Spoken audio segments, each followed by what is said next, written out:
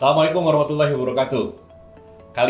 Dalam video kali ini kita akan membahas tentang bagaimana komunikasi dalam sebuah tim dan mengambil judul yaitu komunikasi otentik. Sebelumnya, saya pertama kali ingin menyampaikan tentang quotes dari Simon Sinek. Ia mengatakan bahwa sebuah tim adalah kumpulan dari orang-orang yang saling percaya. Dia adalah seorang penulis buku yang sangat terkenal. Namanya bukunya yaitu Start with Why. Itulah kenapa saya mulai bertanya, why? Kenapa? Bahwa tim itu didirikan adalah orang-orang yang saling percaya. Kemudian saya telusuri, didapati satu hasil seorang expert di dalam tim. Dia adalah seorang penulis buku The 5 Dysfunctional of a Team, menyatakan bahwa kenapa trust yang paling dasar? Karena trust ini adalah yang paling fundamental dalam membangun sebuah tim.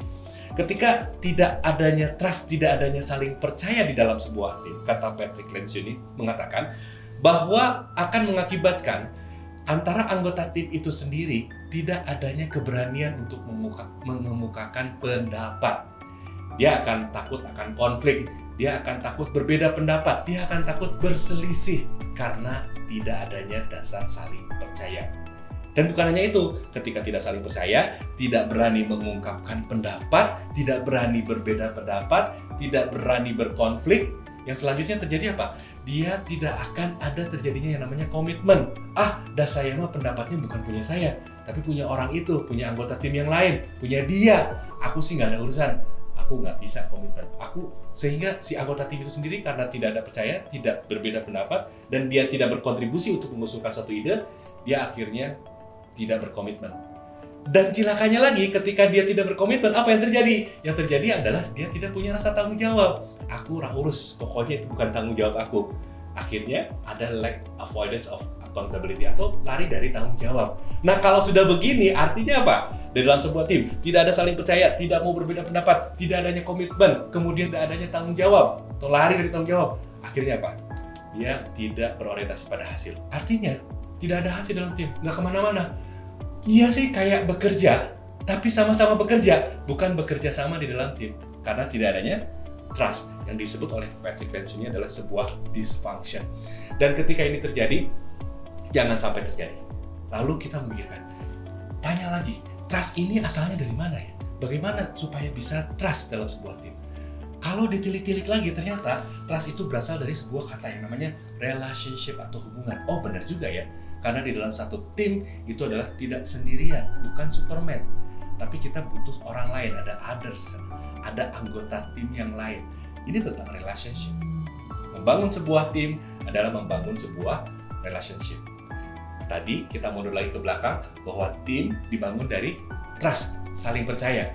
Lalu kita kejar lagi nih, trust ini dari mana? Trust ini ternyata dari relationship. Nah pertanyaannya sekarang, dalam sebuah relationship, apa yang menjadi ikatan dari relationship? Apa yang menjadi ikatan dari sebuah hubungan? Saya, kamu, kita, yaitu komunikasi. Maka komunikasi ini adalah salah satu cara, the way untuk menciptakan relationship. Lanjut lagi, lebih dalam lagi. Komunikasi seperti apa yang perlu kita bangun di dalam sebuah tim? Karena kemudian ternyata komunikasi ada spiralnya, ada lapisan-lapisannya. Contoh, saya akan menyampaikan komunikasi itu ada dari kumpulan orang-orang atau komite. Ketika kita ada di antrian bioskop, ketika kita ada di sebuah public transport, di airport, atau di dalam busway, kita berkumpul. Tapi kemudian apa yang terjadi? Komunikasi kita hanya sekedar percakapan biasa atau conversation. Tidak ada tujuan, tidak ada sesuatu yang perlu dibalas. Paling, hai, oh ya, anaknya lucu, just conversation. Kemudian ada kumpulan grup, misalnya grup pembelajaran, grup bersepeda, atau grup mancing, ya. Grup itu komunikasinya yang terjadi adalah sebuah dialog. Ada aku, ada kamu, kita membicarakan sesuatu, dialog, ada tektokan.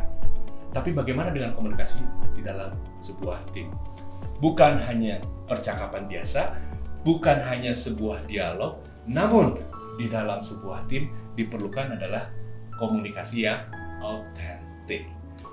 Komunikasi otentik itu apa sih? Ada seseorang bernama Sheryl Sandberg. Dia adalah CEO dari Facebook. Ia mengatakan bahwa komunikasi otentik itu adalah komunikasi yang membutuhkan proses yang tidak sederhana. Dia butuh proses, dia butuh niat. Dan komunikasi otentik ini bukan hanya sekadar mengatakan apa yang ada di isi kepala kita, tanpa melihat konsekuensinya, tanpa respect pada orang lain. Dan dia adalah perlu komunikasi yang betul-betul efektif dan benar-benar mendengarkan apa yang orang sampaikan. Artinya ada 3 bagian di sini. Komunikasi otentik yang pertama adalah komunikasi yang perlu proses. Jadi perlu diniatkan. Bukan sekedar percakapan tadi, bukan sekedar dialog, tapi betul-betul perlu proses yang diniatkan. Bukan hanya mengatakan apa yang ada di kepala. Oh, karena otentik, gua apa yang ada di pikiran aku ungkapin aja. It's not that. Tetapi bagaimana berkomunikasi secara efektif dengan cara benar-benar mendengarkan apa yang disampaikan. Saya melakukan survei pada saat sebelum membuka kelas online training, terdapat 49 responden yang kesemuanya 100%-nya adalah dia seorang tim. Setidaknya ada dia di tim anggota tim maupun seorang tim leader. Ada yang bekerja, ada yang berbisnis. 49 responses ini mengatakan bahwa ternyata benar komunikasi dalam sebuah tim dikatakan permasalahannya adalah tidak benar-benar mendengarkan. Ada 69, hampir 70% setelah keduanya, yaitu tidak bisa terbuka dan jujur.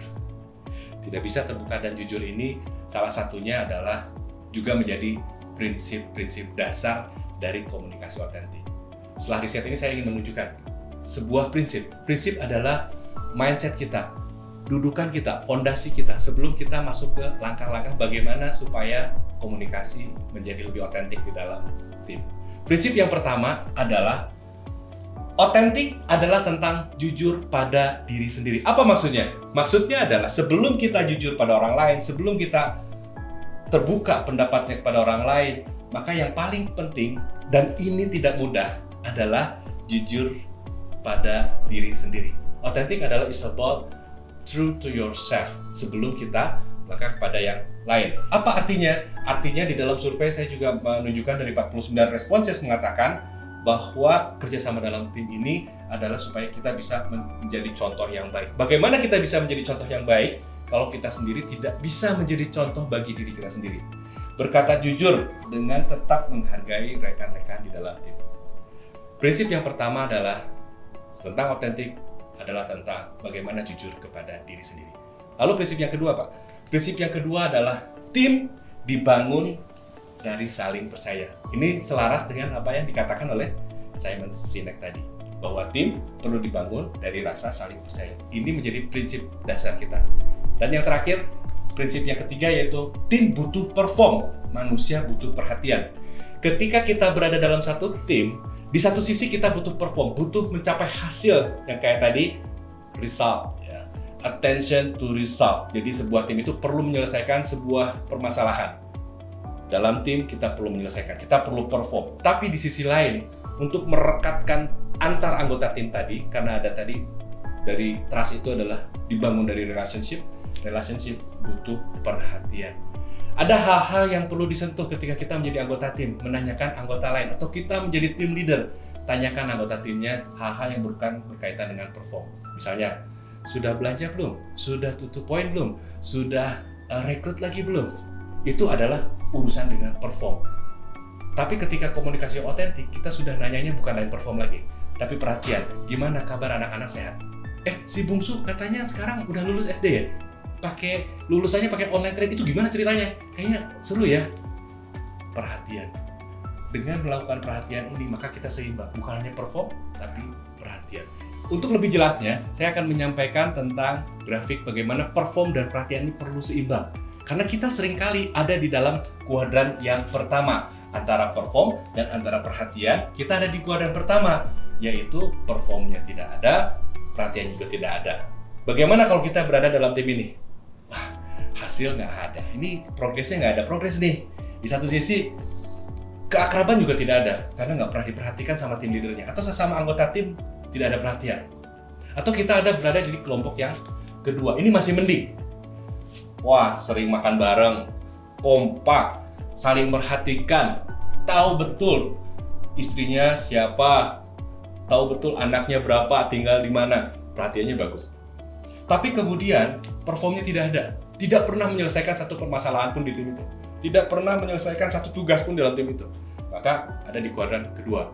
Ya kuadran ketiga sebaliknya, performnya selesai, tapi satu dengan yang lain tim, dengan anggota lainnya, dia tidak akrab, nggak kenal satu sama lain, nggak kenal tuh dia udah nikah apa belum, nggak kenal sama istrinya, nggak kenal sama anak-anaknya, pokoknya, tapi tugas selesai, perform. Nah, yang diharapkan dari komunikasi otentik ini bukan hanya kuadran 1, kuadran 2, kuadran 3 yang hanya perhatian tapi tidak menyelesaikan masalah, yang menyelesaikan masalah saja tapi tidak perhatian. Kita inginnya adalah di kuadran 4, bagaimana kita perform tapi kita juga punya perhatian lebih terhadap anggota tim yang lain. Nah, itulah teman-teman sesi pertama tentang komunikasi otentik di dalam tim. Dan di video berikutnya kita akan mengenal bagaimana sih langkah-langkah untuk komunikasi otentik di dalam tim. Saksikan di video selanjutnya. Terima kasih. Wassalamualaikum warahmatullahi wabarakatuh.